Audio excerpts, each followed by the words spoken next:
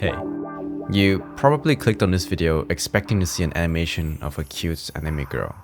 But instead, you see a guy wearing a tablecloth doing some creepy dance moves. First, I'm surprised you haven't clicked off yet. And second, I'll show you how I turned this awkward dance footage into my attempts at recreating BIBBIDIBA's viral dance animation.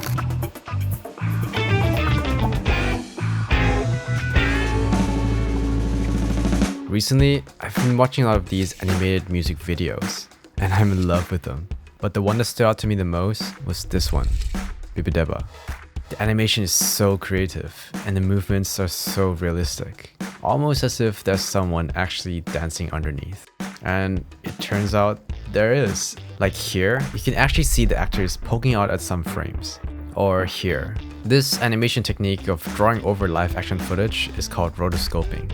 So after finding this out, I got pretty excited because it felt like something someone without much animation skills like me could also do. But first, I had to figure out how. So I looked into tutorials and examples of rotoscope animation. Surprisingly, there's not a lot out there. Most of them either didn't match the style I was looking for or were AI generated.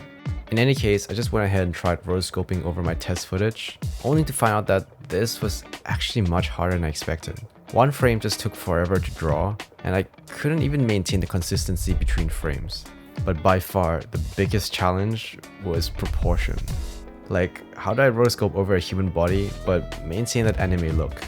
Well, I could get good and learn animation, which sounds fun, but maybe for a different video. Instead, I realized that if you shrink human limbs and make the head a little bigger, your drawings will get surprisingly close to anime proportions. So in theory, all I needed to do to create anime-style rotoscope animation was to first record a dance footage, second, adjust the proportions to make it more anime, and finally, animate by drawing over that footage. Sounds pretty straightforward to me. So first, I need a footage of someone dancing to BIBBIDIBA. Which brings us back to the beginning. Now, believe it or not, the reason I did the dance myself was not to impress you with my beautiful dance moves. It's because none of the footages online had anyone dancing in a dress.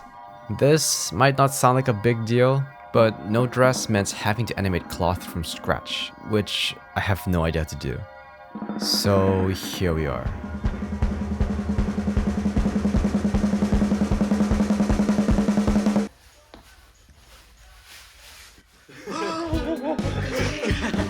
And before both me and you cringe and die, I selected my best attempts and put them into After Effects. The way that I fixed the proportion issue was actually pretty simple. I just used the Mesh Warp tool in After Effects to push the limbs closer to the body. This probably wouldn't work as well if the footage was too dynamic, but for this one, it worked perfectly. However, the proportion issue of the head still remains. How can I turn human head into an anime head? The solution I came up with was to use this free tool called Rokoko Vision in order to turn this video of me dancing into a 3D animation. All I did was uploaded my dance footage, which Rokoko then converted into 3D motion data. I then got this 3D model from Sketchfab and rigged it using Mixamo. Then I combined the two in Blender. It took me a lot of trial and error, but I managed to put the two together and made this. The arms for some reason are messed up, but the motion of the head is perfect, and that's all we need. I also put the face of the character onto the model to make my life easier when animating. Finally, all I needed to do now was to import this back into After Effects, cut the head, and slap it onto my body. And after a bit of adjusting, here's how it looked.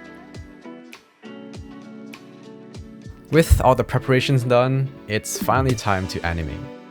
Normally, here's where you draw the outlines of the character, then add colors, but I found that to be surprisingly difficult. So instead, I decided to animate the character as blocks of color. I found that doing it like this kept things simple and helped me from feeling overwhelmed. So first, I animated the dress, starting with one drawing every second just to get the rough movements. I then filled in the in-betweens to make the animation smoother. And finally, one more pass of the in-between for even more smoothness, until we have essentially one drawing every 3 frames. And I basically did this 9 more times for each part of the body.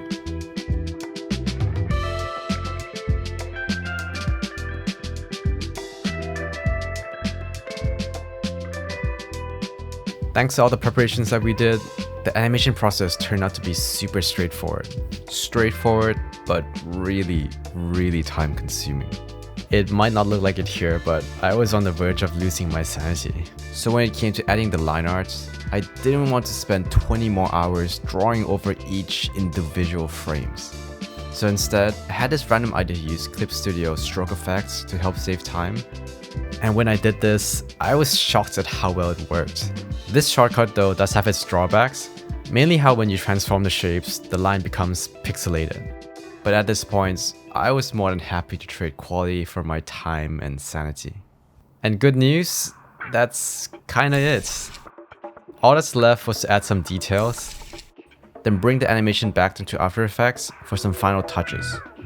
One of the reasons I wanted to make this video was to share with you incredible animations in the Japanese music scene, especially works by Kolau, who's my favorite when it comes to these dance animations.